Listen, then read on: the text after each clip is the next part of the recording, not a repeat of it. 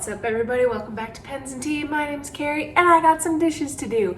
I hate doing dishes, so I thought, well, I'll answer a quick question for you all while I do that. So a while back, Goulet Pens posted a little picture on Instagram that basically said, if you could go back knowing everything you know now about fountain pens, what would your first purchase be? And that is a very difficult question to answer. For those who don't know, really quick recap. My first fountain pen ever was a Pilot Metropolitan. Bought it by accident, sort of.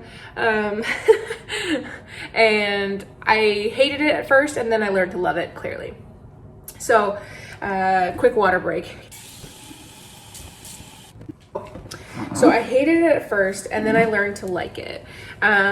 So if I could take everything that I knew now and change what my first purchase would be, oh boy, what would I even make it? I don't know.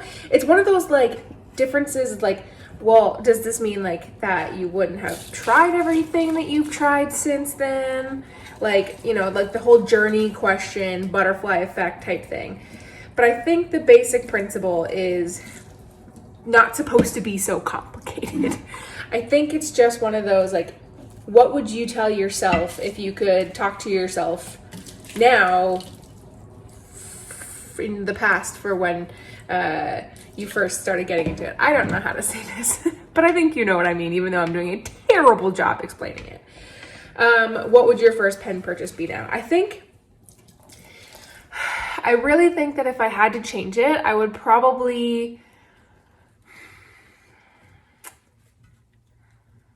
Oh, it's so hard because I flip between two pens. I'd probably get either the Pilot Custom 823, or honestly, the Kaweco Sport. I am addicted to that right now.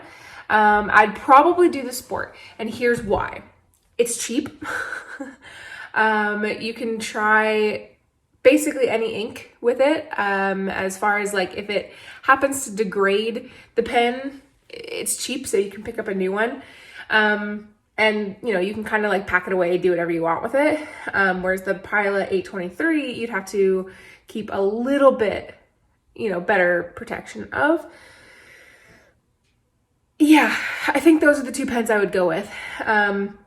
It's a hard question because I don't know, does this mean that I wouldn't be able to get anything else? And, all those kind of things. But I think if I were to redo my first fountain pen purchase ever, it would be one of those two. And I think I would choose the Kaweco Sport just because starting with an 823 just seems a little bit bougie. And I don't know if I would have the same level of respect for pens when I first started versus now. But again, I think I'm reading way too complicated for the question. So I think I answered this question semi-logically, but I'm not sure. But if you could go back and talk to your first fountain pen self, what would you tell them to get? Would you go with something expensive that you get one pen and you'd be good with and you wouldn't have to go through that whole trial and error again? Or would you rather them have something kind of cheap and basic and still go through that process of discovery?